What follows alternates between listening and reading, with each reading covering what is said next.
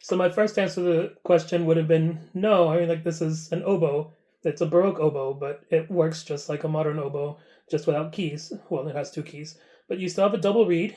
And a lot of times you can make reeds that are similar to modern oboe reeds, so they're very similar. And they work the same way, and that's how you produce the sound. You just and it's tuned a little bit differently and all that stuff. But yes, it is an oboe.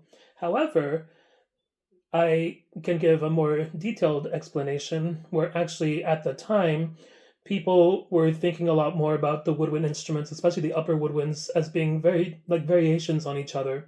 And for example, in this one treatise that's by Hauteterre, he writes this treatise that combines it's for the flute, the recorder, and the oboe.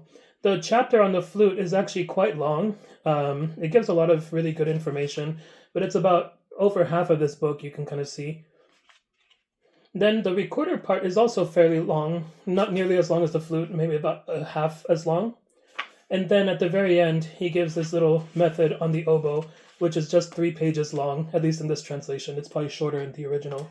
So, after that, he basically says it works very similarly to a flute. You hold it like a recorder and just make sure to hold the reed like this. Here's a few slight different fingerings and go ahead. So he, a flute player, actually thinks that the oboe, at least the Baroque oboe, should be, approachable to somebody who plays a flute or a recorder. So, yeah. So I guess in a way it kind of is a double reed recorder, but yeah. So it's both. It's a double reed recorder. It's a Baroque oboe. It's all of it.